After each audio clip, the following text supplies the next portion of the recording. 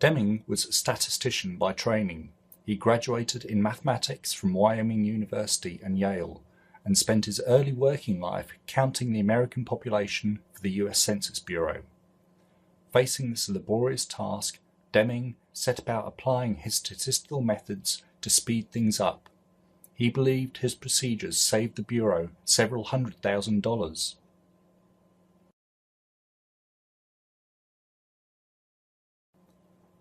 When America joined the Second World War, Deming's skills were used to train the managers who had run the production lines for the war effort. Deming's work methods were based on a rigorous application of statistics. Eliminate waste was a key message he created, and dramatically reduced the waste by scrapping and reworking of scarce raw materials.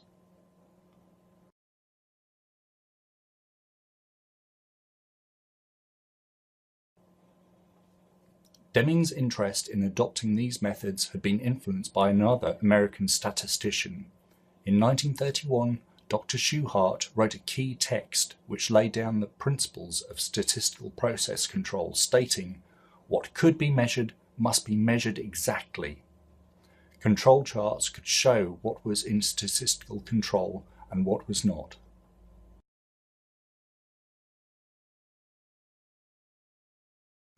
The war, conventional and nuclear, destroyed Japanese industry. When the country's young managers approached the task of renewal, they wanted new styles of management. World War II was a triumph for industrial management and the production of the grim evidence that the American superiority in their skills lay all around the Japanese. The Americans sent consultants to advise on better management. Members among them were Homer Sarasone from Western Electrics and Dr. Joseph Juran, another management consultant who was steeped in the methods in statistical control. Then, in 1950, Dr. Deming arrived to tower over the Japanese, both literally and metaphorically. They were sorely afraid that they had established a reputation for shoddy quality, cheap and worth the price, that they could never undo it. I assured them that it would take only a short while to undo that reputation, develop new reputation. And remember this, when I talked with top management in Japan, I was talking to 80% of the capital. I was back again in 6 months, back again in another 6 months, back in 1952, several trips, always teaching the same thing. They listened. I said that in 5 years, the whole world would know about Japanese quality, that manufacturers the world over would be screaming for protection.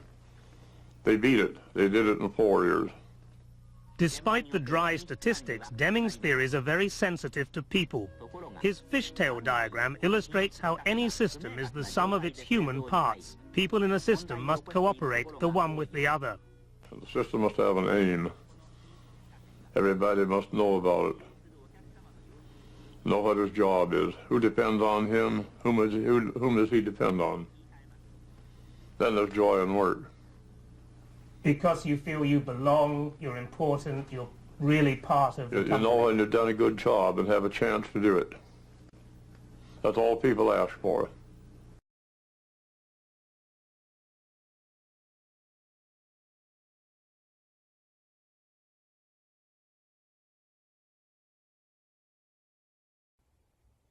Deming offered 14 key principles to managers for transforming business effectiveness. The points were first presented in his book, Out of Crisis. Although Deming doesn't use the term in his book, it's often credited with launching the total quality management movement. Number 1. Create consistency of purpose towards improvement of product and service, with the aim to become competitive, to stay in business and to provide jobs. Number 2. Adopt the new philosophy. We are in a new economic age. Western management must awaken to the challenge, must learn their responsibilities and take on leadership for change. Number 3. Cease dependence on inspection to achieve quality. Eliminate the need for massive inspection by building quality into the product in the first place. Number 4. In the practice of awarding business on the basis of a price tag, instead minimise total cost.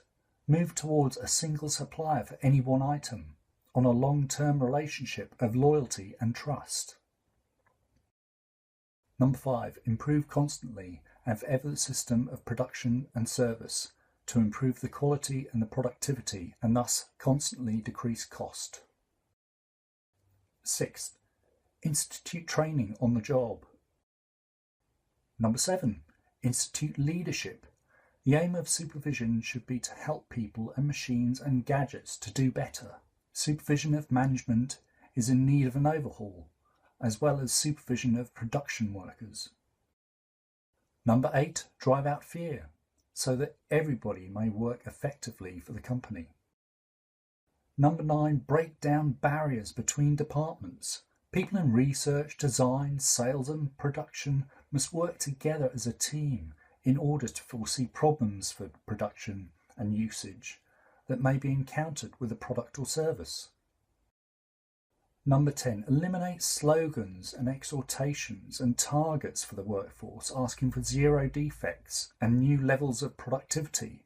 Such exhortations only create adversarial relationships, as the bulk of the causes of low productivity and low quality belong to the system and thus lie beyond the power of the workforce.